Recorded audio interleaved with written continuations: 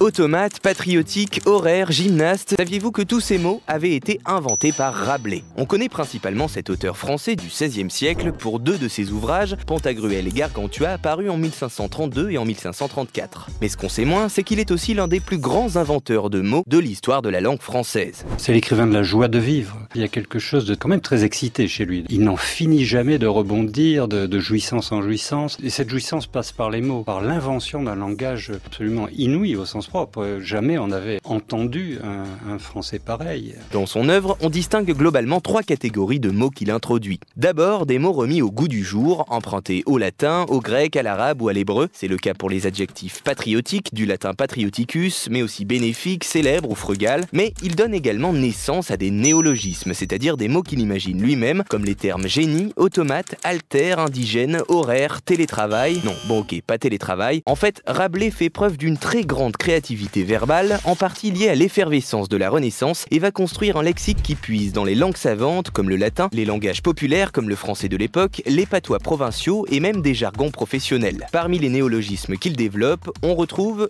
le terme automate, du grec automatos, qui se meut de soi-même, qui nous renvoie aujourd'hui à un engin programmé et mécanique que l'on utilise dans un dérivé plus quotidien, automatique. Le mot gymnaste se livrait à des exercices gymniques, qui est le nom de l'écuyer et maître de gymnastique de Gargantua. Le mot agélaste, que vous pourrez ressortir en soirée, c'est une personne pas très fun, sans humour, du grec gélos, le rire, précédé d'un A privatif. Ce qui permet de fabriquer une phrase 100% Rabelais. Ce gymnaste agélaste doit donner ses horaires à l'automate patriotique, même si ça nous sert pas à grand chose. Et c'est pas fini, on lui doit également des expressions. La fameuse substantifique moelle, dans le prologue de Gargantua, Rabelais décrit avec cette expression le fait de prendre ce qu'il y a de plus riche dans un récit, les moutons de Panurge. Panurge, c'est un personnage de Rabelais qui apparaît dans son ouvrage Le Quart-Livre. Il noie le mouton d'un marchand en le jetant à la mer, le reste du groupe le suivant dans sa chute. On appelle les moutons de Panurge les personnes qui suivent l'exemple des autres sans réfléchir. Enfin, la dive bouteille, tirée du 5e livre de Rabelais, dive veut dire divine, la dive bouteille désigne alors une bouteille de vin.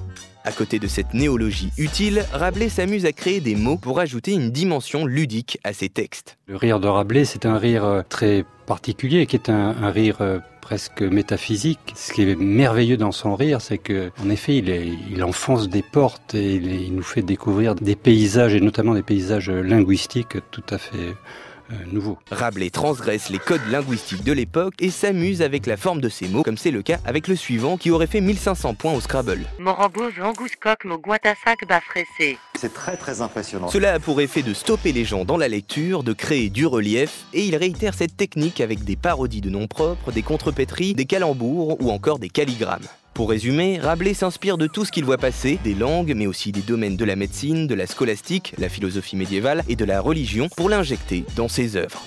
Juste la fin du monde, c'est une pièce de théâtre troublante et intemporelle. Voici pourquoi. L'œuvre de Jean-Luc Lagarce est au programme du bac de français, plus de 30 ans après son écriture. Le pitch, spoiler alert, Louis, 34 ans, condamné par une maladie, revient dans sa famille après 12 ans d'absence pour leur annoncer qu'il va mourir. Annonce qui n'aura pas lieu tant il y a d'autres choses à se dire. D'où un style haché, répétitif. Ce n'est pas bien que tu sois parti. Parti si longtemps. Ce n'est pas bien et ce n'est pas bien pour moi et ce n'est pas bien pour elle.